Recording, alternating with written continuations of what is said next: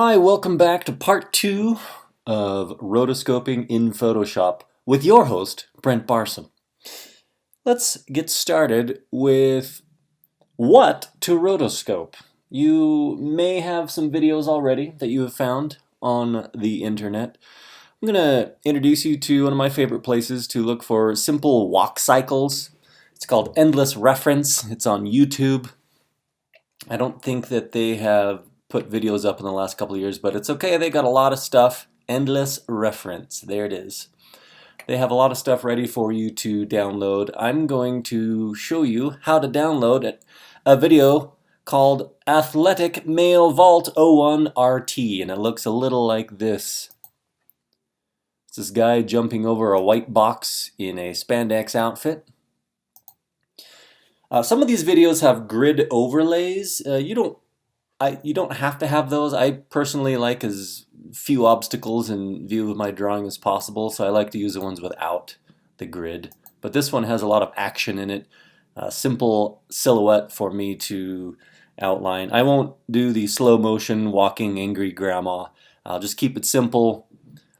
Athletic male vault. So easiest way, my preferred way to download videos in order to rotoscope or just to show offline is from YouTube or Vimeo to copy the URL and go to KeepVid. KeepVid as in keep your videos. Copy the URL and paste into KeepVid and say download. Now for rotoscoping, you're going to want the largest video possible, and so with the free version, unless you have the pro version, I actually do have the pro version, but I'm going to show you what you will most likely be doing on the internet through the website. So the maximum resolution you can get without having pro is 720p. That should be enough. I'm going to click download. That ought to show up. Oh wow, that was instantaneous. I'm going to show that in my Finder, and I am going to drag it into Photoshop. Oh, there's our pants from before. We now have a new video in Photoshop ready to be traced. Here, I'm going to close pants here and open this up a little bit. Try to go. Okay, we already are at 100%. Now, one of the perils, one of the dangers of opening up an existing video on the internet directly like this in Photoshop is that if you would like this to be your final rotoscoped video, we're going to need to make some changes. We're going to need to, first of all, if I go to image size, image size, and check the dimensions of this, as noted when we download, this is a 720p video. 1280 by 720 is the dimensions of this video, which is not what we want. I recommend that you draw as big as you can, which would mean 1920 by 1080.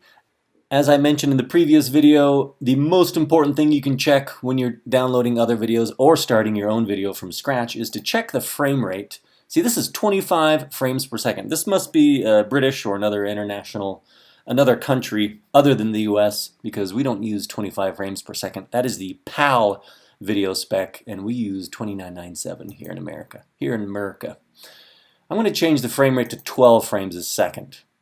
Okay, now my video is 12 frames a second.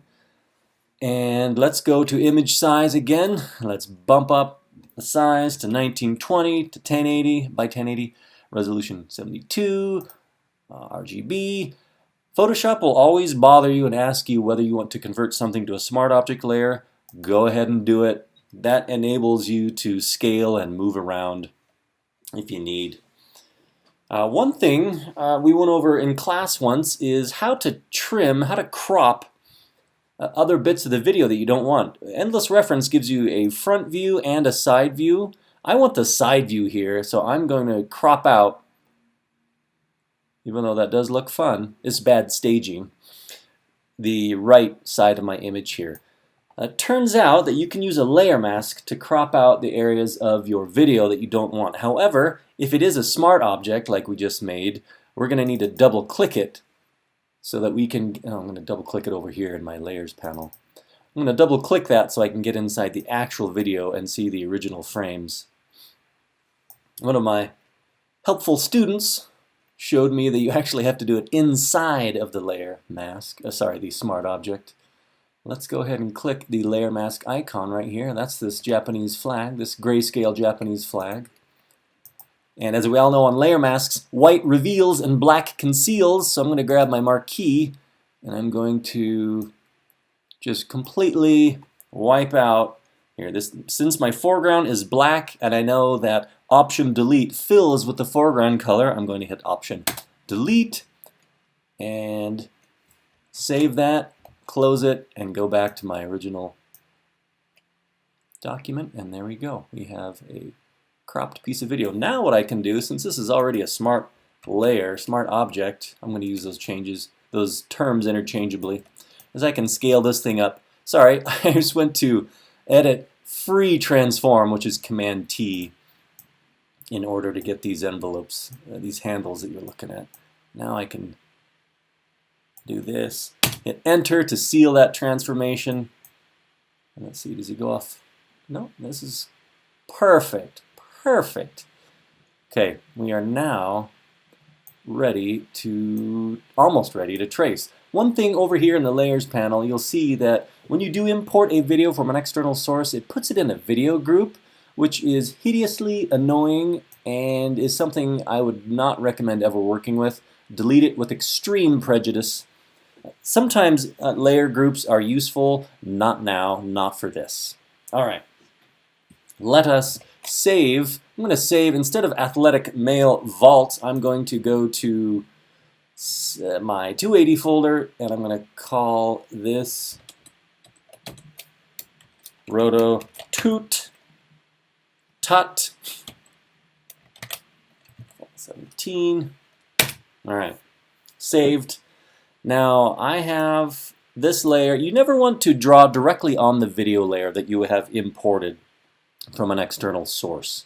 You always want to draw on a video layer. So let's go to Layer, Video Layers, New Video Layer, New Blank Video Layer.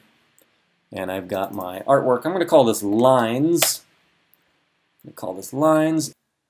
Okay, I have my iPad Pro 12-inch that I have borrowed and the Apple Pencil ready to draw on my blank video layer on top of my rotoscoped video. Now since let's see, I think I have by default under the timeline flyout menu, yeah, timeline shortcut keys are already enabled. I don't need onion skins because when you're rotoscoping you already have the reference, you're tracing the reference, so you don't need onion skins. And yeah, well, we're ready to go. I'm going to change my ink color to red because I know I can change it later. And I don't want to use black because my dude is wearing black spandex in this video. So I'm going to choose a different color like fluorescent red. RGB pure red is what I mean to say. Let's scrub forward here a little bit until he gets on screen. I'm going to start rotoscoping about right there. So let's grab that left side and crop these layers.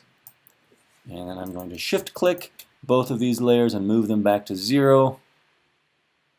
Okay, let's zoom into our timeline here. Yeah, I shifted them a little bit past 0.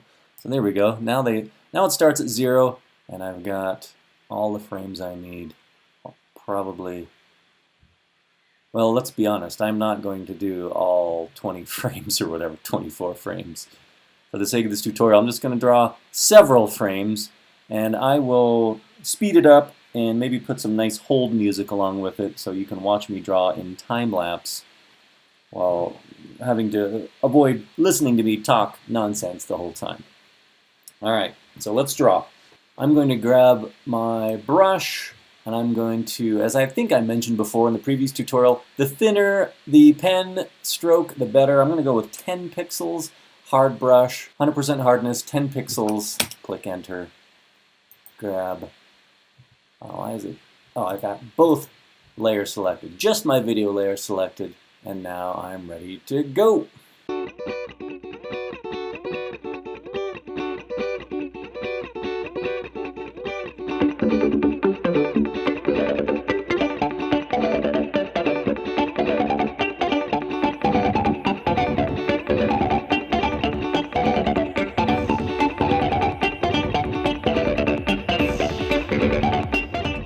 Alright, let's get to it. I have loaded Kyle's brushes up in my brush presets. Just a note, Kyle's brushes are not actual brushes that go in your brush panel. You can see you've got some leaves and some green onions, whatever those are. Some grungy stamps here. Kyle's Brushes is not one of these. Kyle's Brushes is a preset, and holy cow, that's a lot of presets. I loaded 3 sets of Kyle's Brushes. Kyle's Mega Pack, Kyle's Real Watercolor Brushes, and I guess I only added 2.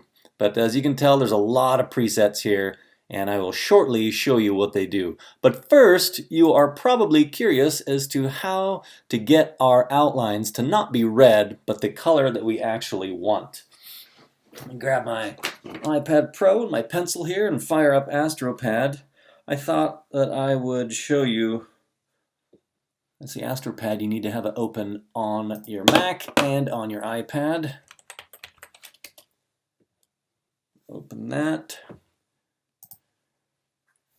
All right, cannot highly recommend enough the iPad Pro and AstroPad. I know I sound like an advertisement, but it does make this process that we're going through right now the easiest it could possibly be.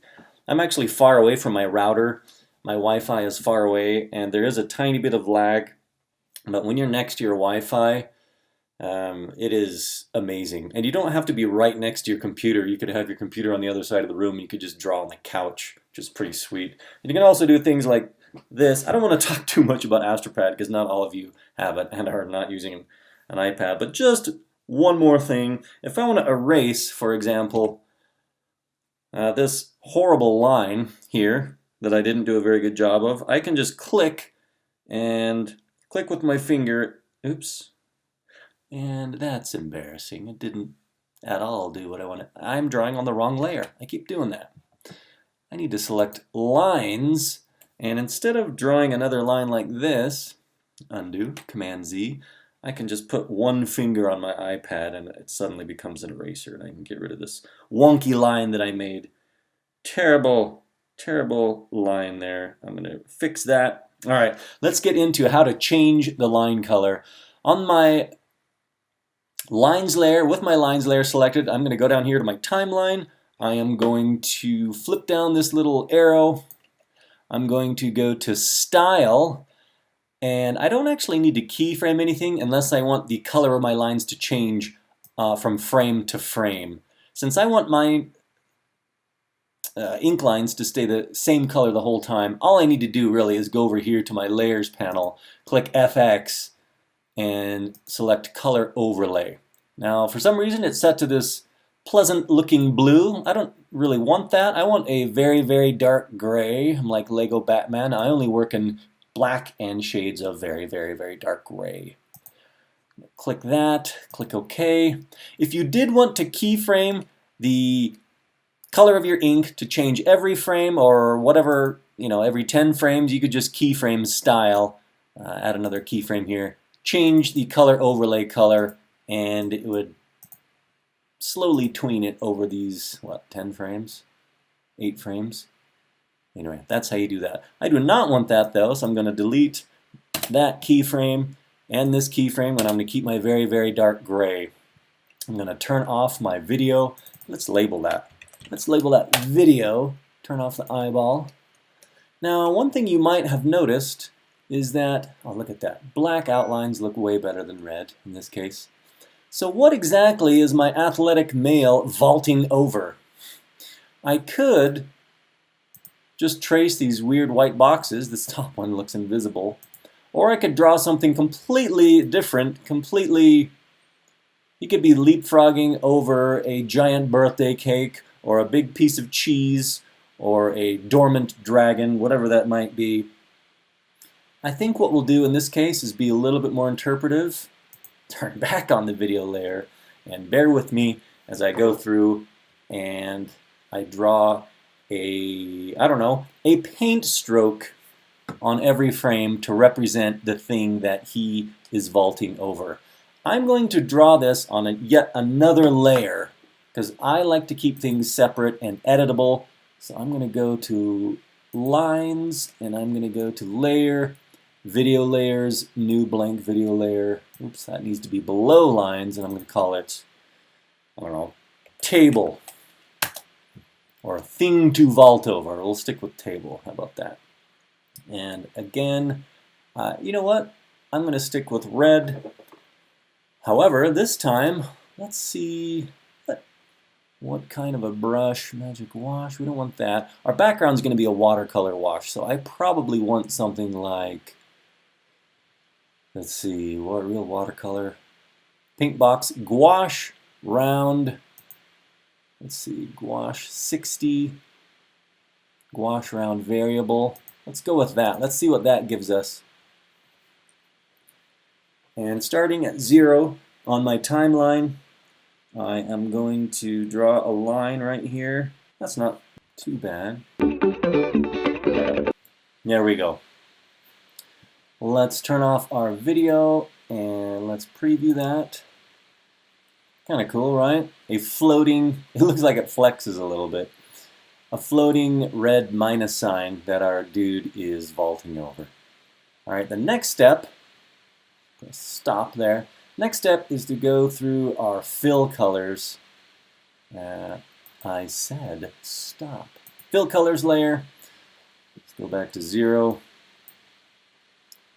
And let's grab, I don't know, this gouache works pretty, you know what? Let's put our background in and then we can decide what kind of a fill color we want. I'm going to choose probably one of my favorite colors, a steely grayish turquoise color for my background wash. Click my foreground color there. I'm going to go into this area, sort of the bluish green area. Yes, this is my favorite color. If you look at my closet, many shirts, shoes, sometimes pants that are this color. I'm a big fan. Let's grab a Kyle's brush watercolor, like Wamazing I like to use just because of the name. 80 rough. Oh, you know what? There's another one that I like to use for backgrounds called Big Wet Wash. Let's try Big Wet Wash. Bleed. Big Wet Wash. Bleed. Big Wash. Let's try this one. Let's try Big Wash. So that blue color is my foreground. Let's make sure we select the right layer. Backgrounds. And I'm going to, yeah, this is what I wanted. I'm just going to do a really rough background wash here. And maybe I'll do a little bit better job than that. You know what? I don't want to do that. When I add, it behaves, these brush presets behave just like real watercolor. If I go back and do another hit of color, it's going to sort of multiply that same color and give me a dark border. So I'm going to hit Command Z there and just move to my next frame and try to do a better job getting the outlines this time. If I don't lift up my pen, it's not going to give me that really dark multiplied outline. Let's see. Jeez, I lifted it up. I'm not going to worry about that imperfection at this point. I'm drawing faster than the brush strokes are appearing on screen that you can see. It's my Wi-Fi in my home studio is struggling to keep up. There we go. See, I did not lift the pen up at all this go around. So it looks a lot better.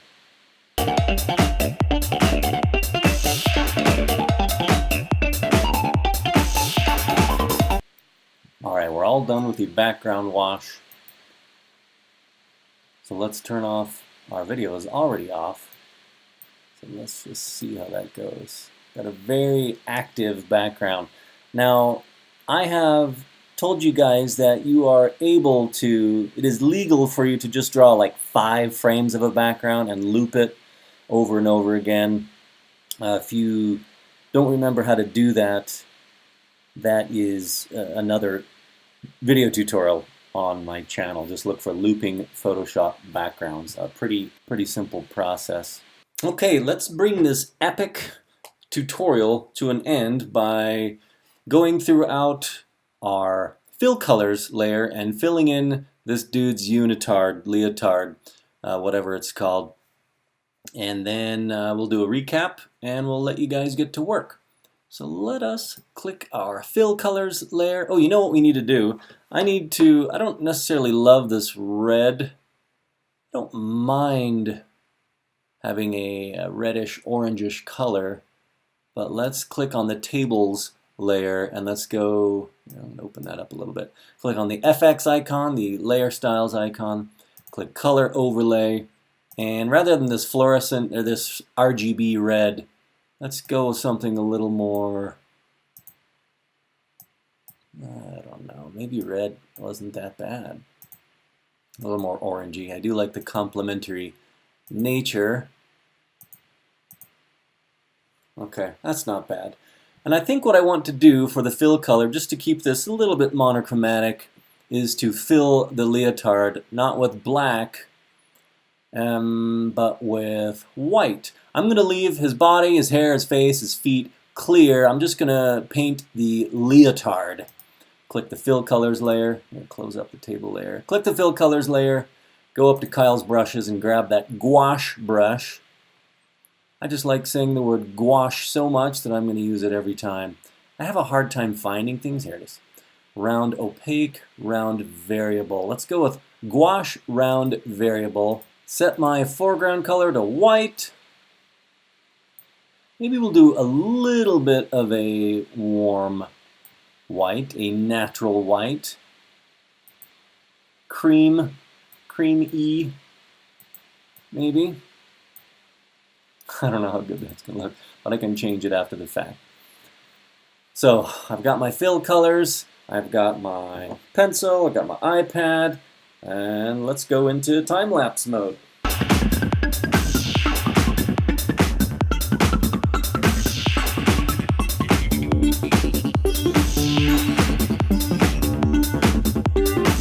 All right, looks like we have all of our paint, ink, and background layers in. I like the white, and I especially like how the body stays clear, especially in frames like this.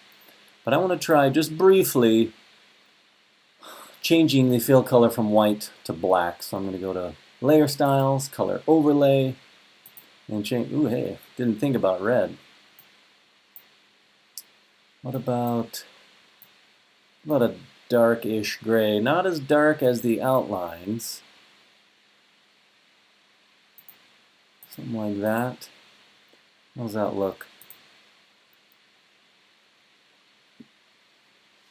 Well, let's stick with white. I'm going to stick with white, and I'll just delete that effect.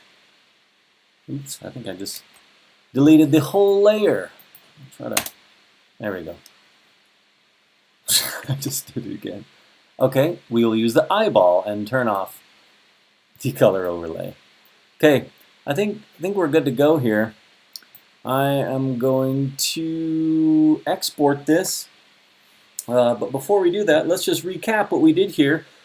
We drew our ink lines, our ink layer first. We finished all the way through. Now I know that I have just done, let's see, what do we have here? Maybe 14 frames. I've just painted 14 frames here. But I would recommend on your animations that you go, when you do your ink layer, to go all the way from the beginning to the end. Just do a rough ink layer, lines layer from beginning to end. And do not, under any circumstances, do the lines, fill, and background, and do all your detailing every single frame. Do one layer at a time, go from beginning to end, do a rough pass, and then move to the next layer. After your lines are blocked out, then go into your fill colors. Do those from beginning to end, then do your backgrounds from beginning to end. I would recommend just taking the layered approach. Go from each layer from beginning to end. And then you will ensure that you will have a finished piece. It might not be as detailed as you would like, but it will be done. I think that I am probably forgetting a few things, but maybe I'll just put them in the notes or maybe in annotations or something annoying like that. But it has been fun. And I hope this has been very instructive to you and that you have a lot of success and you become addicted to drawing frame by frame and painting frame by frame, and you post lots of your work on your Instagram or whatever you're doing these days. Thanks a lot. We'll talk later. Bye.